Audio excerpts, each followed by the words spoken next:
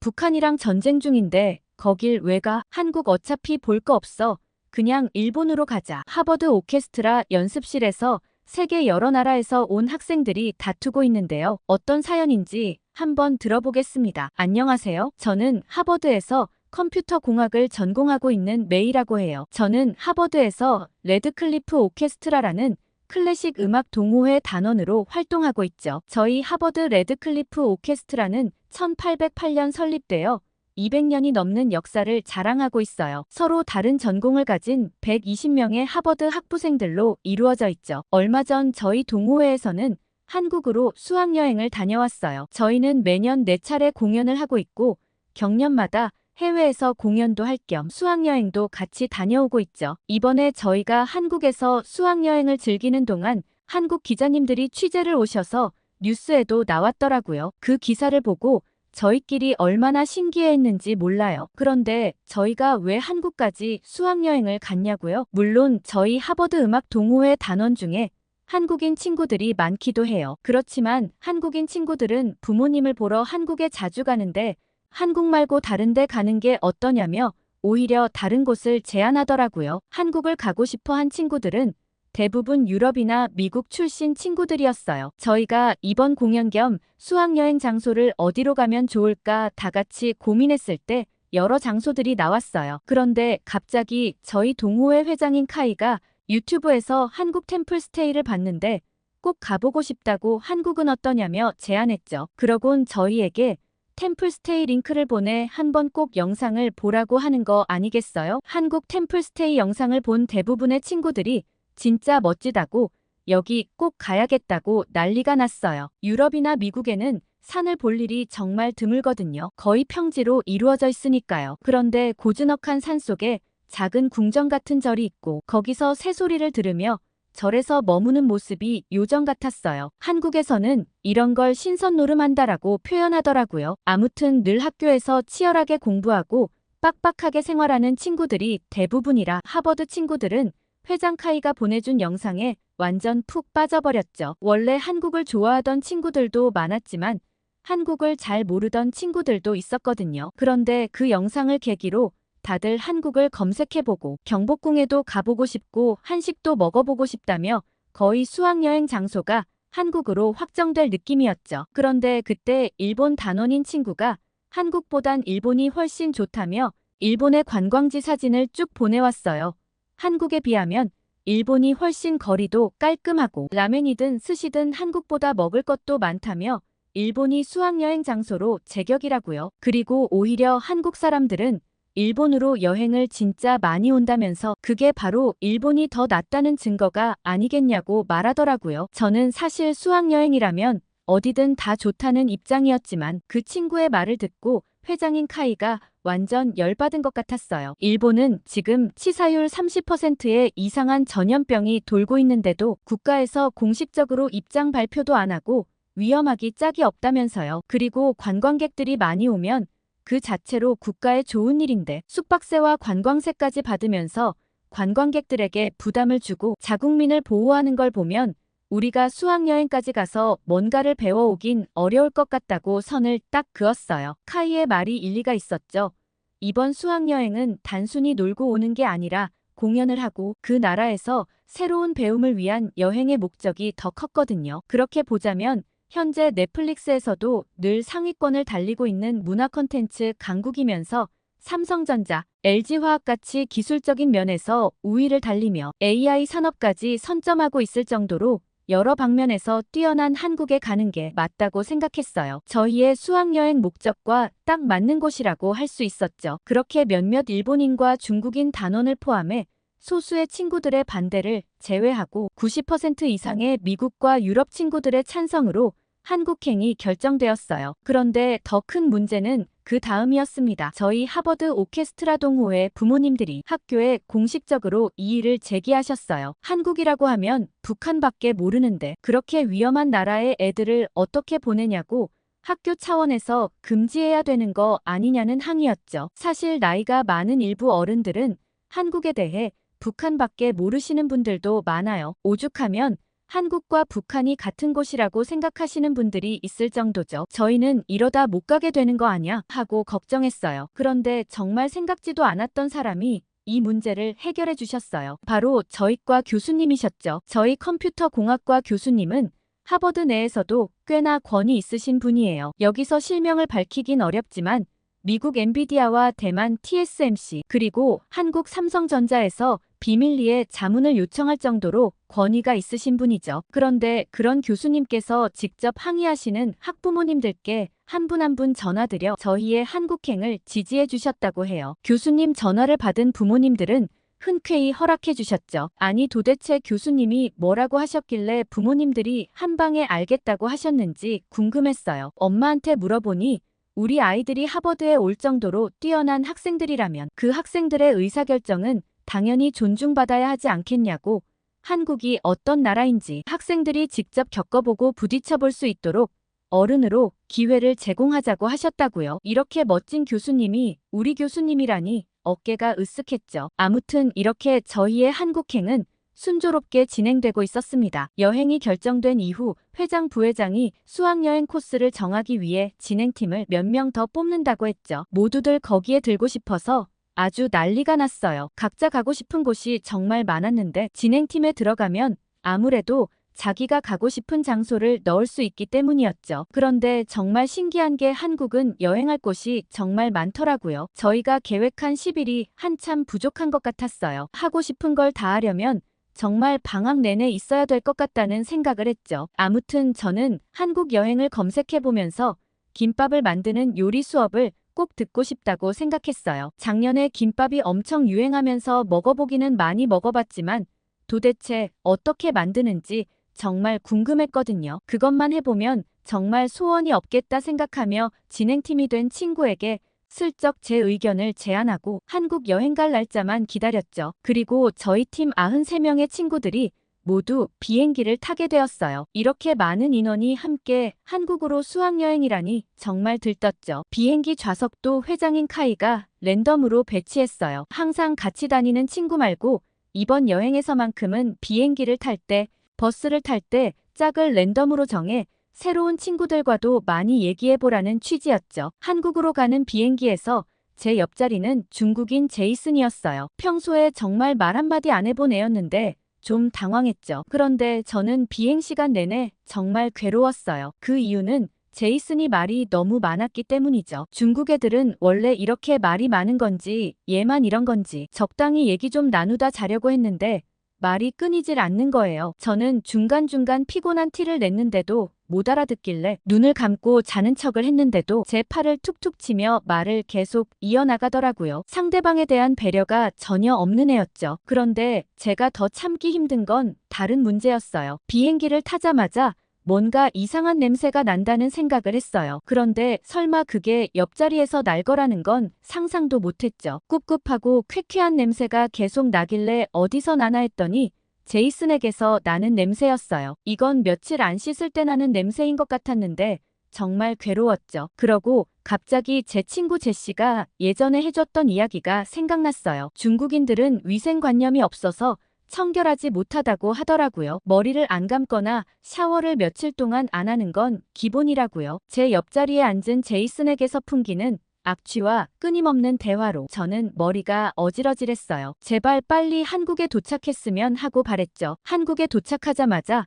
저는 속으로 만세를 불렀습니다. 제이슨과 드디어 떨어질 수 있었으니까요. 저는 재빠르게 제이슨과 인사하고 제시를 찾아 떠났죠. 제시는 오는 내내 넷플릭스로 한국 드라마 재벌집 막내 아들을 돌려보며 한국 여행 간접 체험을 했다며 호들갑을 떨었어요. 한국 재벌집에서 벌어진 이야기를 그린 드라마로 예전에 제시가 드라마를 설명해 주는데 진짜 흥미롭더라고요. 저는 K드라마 하면 그냥 연애나 로맨스물만 유명하다고 생각했는데 장르물을 굉장히 잘 만드는 것 같았어요. 최근에 한국에서 만든 영화 파묘도 굉장히 유명하더라고요. 그것도 장르물이라고 하던데 제시가 그거 보러 가자고 난리였거든요. 근데 제가 좀 무서울 것 같다고 계속 거절했죠. 어쩌면 이번 한국을 갔다 오고 나면 용기가 더 생길지도 모를 것 같아요. 아무튼 제시 옆에 있으니 비행기에서 지옥 같은 시간을 겪었던 일이 금세 잊혀졌죠. 제가 인천공항에 내리고 정말 감동했던 점은 입국 심사가 엄청 빠르게 진행되었어요. 저는 영국 출신 하버드생이라 영국, 미국은 몇 번 왔다 갔다 해봤지만 다른 곳은 처음이거든요. 그러나 한 가지 확실한 건 영국이나 미국 공항보다 입국 심사가 굉장히 빠르다는 점이에요. 그때 저희 교수님께서 했던 말씀이 떠올랐어요. 한국은 효율적인 시스템이 굉장히 잘 갖춰져 있으니 한국 시스템이 어떻게 구축되어 있는지 하나하나 잘 보고 배워오면 좋겠다고 하셨거든요. 공항에서부터 바로 배울 점이 생기다니 한국행을 결정한 우리 하버드 친구들의 선택이 옳았다는 생각이 들더라고요. 그리고 저희는 모든 친구들이 그렇게 염원했던 템플스테이를 하러 떠나게 되었어요. 그런데 저는 진관사를 보고 말도 안 된다며 소리칠 수밖에 없었어요. 아니, 분명 조금 전만 해도 화려한 도심이었는데 금방 산으로 바뀌더라고요. 한국은 이런 도심 속에서도 산을 가까이 느낄 수 있다는 게 정말 신기했어요. 저 말고 다른 유럽 친구들도 다들 깜짝 놀랐죠. 한국 친구들은 너무 자연스럽다는 듯 한국은 원래 이렇다고 설명해 주더라고요. 산지가 70%라 도시 어디에서나 산을 볼 수 있고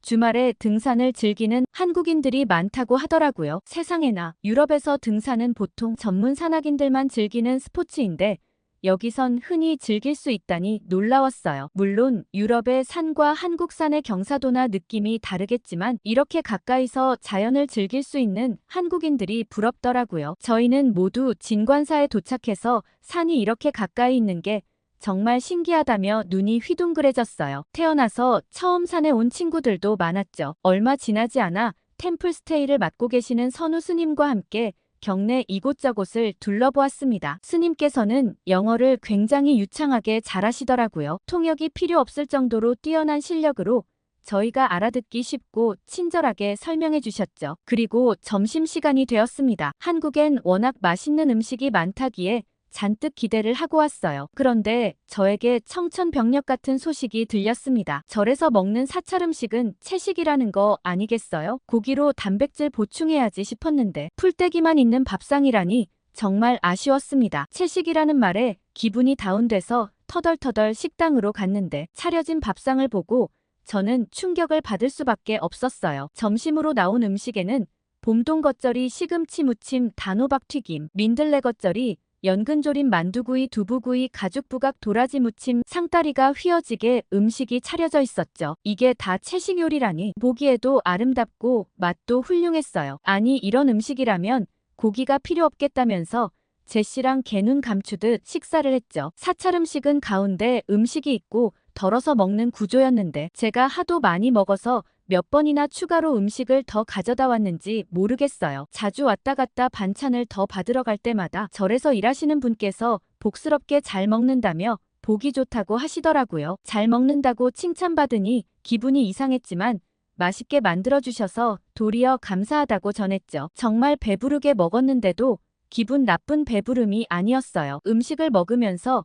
내 몸이 가볍고 건강해지는 느낌이 들더라고요. 저희는 모두 정말 만족스러웠어요. 그 다음 일정으로 저희는 경복궁으로 이동했습니다. 그런데 갑자기 저희는 경복궁이 아닌 어떤 건물 앞에 내렸어요. 건물에 들어가자마자 모두들 박수를 치며 환호했죠. 저희 하버드 친구들이 준비한 깜짝 이벤트에 박수를 보낼 수밖에 없었어요. 그 이벤트는 바로 한복 체험이었어요. 카이는 한복을 입고 경복궁을 구경하면 좋겠다는 생각이 들어서 이벤트를 준비했다며 원하는 한복을 골라 입으라며 얘기했고 모두들 신나서 환호했어요. 그 가게에는 엄청 많은 한복이 걸려 있었고 아름다운 자태에 눈이 휘둥그레졌습니다. 공주가 되어 드레스를 고르는 기분으로 하나하나 정말 눈부신 옷들을 살펴봤죠. 옷의 색깔이며 자수가 정말 감명 깊었어요. 모두들 들떠서 서로 한복을 고르고 있었죠. 중국인 제이슨이 분위기를 깨기 전까지는요. 제이슨이 한복은 중국 복식 한포라고 부르는 게 맞아. 한국이 중국 문화를 따라 만든 게 한복이라 너희가 입는 건 사실 중국 전통 의상이라고 볼 수 있지 라고 얘기하는 게 아니겠어요? 그 말이 끝나자마자 한국 단원이 뭐라고 하려는데 재빠르게 카이가 말을 받아쳤어요. 중국인들 전통 의상은 치파오 아니야. 치파오는 요새 선전 안 하고 한국 전통 문화인 한복이 좋아 보이니까 중국 거라고 우기나 본데 한복은 엄연한 한국인의 복식이야 라고 말이죠. 카이의 말을 곰곰이 생각해보니 치파오가 한창 중국 대표 복장으로 유명했었는데 어느샌가 안 보이는 것 같긴 하더라고요. 멀쩡한 자기 문화를 놔두고 왜 굳이 한국 문화를 자기 거라고 주장하는지 이해가 안 가더라고요. 제이슨의 얘기를 더 들어보고 싶었는데 제이슨은 카이의 말에 조금의 반박도 하지 못하고 어느샌가 사라져버렸더라고요. 한국 단원이 카이에게 어떻게 한국인만큼 잘 아냐고 물어보니 카이는 한국 취업을 생각 중이라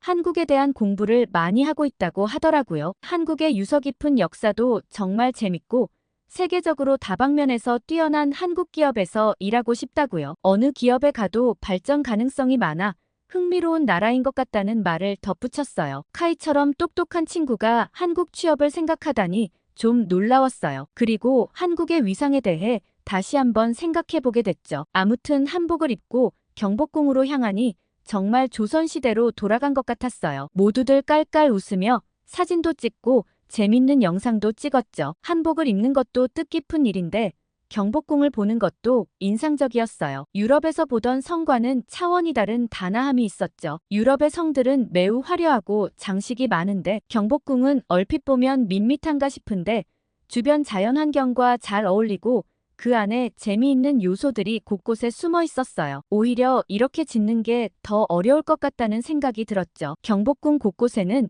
우아한 한국 사람들의 아름다움이 숨어 있었어요. 그런데 저는 경복궁을 구경하러 온 한국 사람들과 우리 하버드 학생들 사이의 차이점을 발견했어요. 그 차이점은 실로 놀라웠죠. 바로 우리 학생들만 소지품을 꼭 쥐고 잔뜩 긴장하고 있었다는 거예요. 저만 이런 걸 발견한 게 아닌 건지 카이가 저희의 어깨를 톡톡 두드리며 긴장 풀라는 말을 하는 거예요. 아니 이러다가 누가 훔쳐가면 어떡하라고 긴장 풀라고 하냐며 물어봤더니 한국에선 그런 일이 절대 없다는 거예요. 저는 믿을 수 없었죠. 카이의 말이 한국에서는 애초에 소매치기 자체가 없다고 그런 범죄는 거의 일어나지 않는다고 하더라고요. 그러면서 한국 사람들을 보라고 하는 거예요. 한국 사람들은 정말 매우 편안하게 관람을 하고 있었어요. 가방 문을 거의 다 열고 다니는 사람도 있었죠. 금방 누구라도 손을 넣어 소지품을 가져올 수 있을 것만 같았어요. 저는 정말 걱정스럽게 저 사람도 괜찮은 거냐고 물으니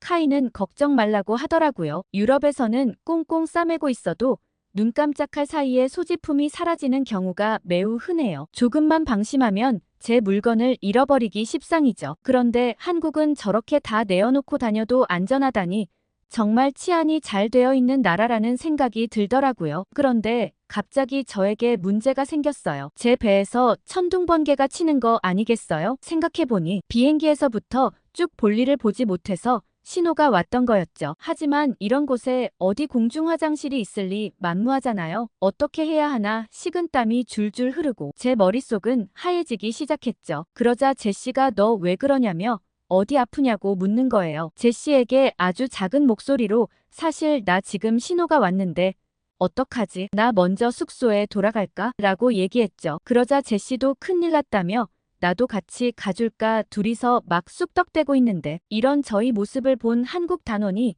너희 무슨 일 있냐고 물어보는 게 아니겠어요? 저는 너무 부끄러워서 절대 말하고 싶지 않았지만 성질 급한 제시가 불쑥 얘 화장실 가고 싶다는데 큰일 났어. 빨리 숙소 가야 할 것 같아라고 하는 게 아니겠어요? 너무 부끄럽고 쪽팔렸는데 그 친구의 행동에 저는 경악을 할 수밖에 없었어요. 사람이 급해 죽겠는데 갑자기 휴대폰을 보는 거 있죠? 아니 택시를 불러주는 건가 싶었는데 엉뚱하게 자기 휴대폰을 보여주는 거예요. 그리곤 이 장소들이 화장실인데 여기가 제일 가까우니 저쪽으로 가면 될 거야 라고 하는 거예요. 제시와 저는 둘 다 깜짝 놀라 동시에 서로 바라보며 정말 대박이다라는 말을 외칠 수밖에 없었어요. 저는 얼른 뛰어가서 볼일을 해결하고 나와서는 제시와 감탄을 연발했습니다. 아니 검색만 하면 이런 화장실이 나온다고 그것도 공짜로 놀랄 수밖에 없었죠. 유럽에서 화장실을 한번 찾으려고 하면 보통 곤혹스러운 일이 아니에요. 일단 공중 화장실 자체가 많이 없고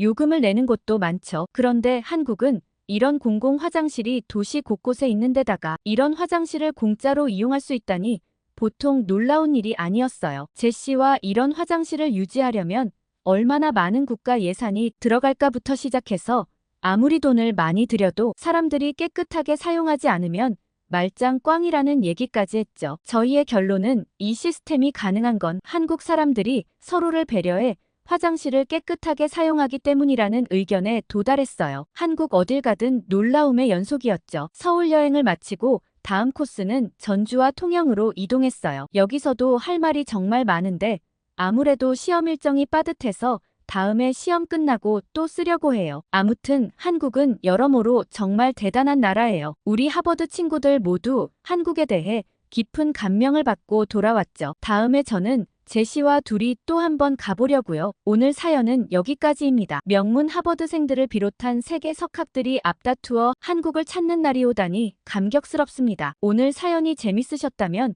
구독과 좋아요로 또 만나요. 이상 감동 필름이었습니다.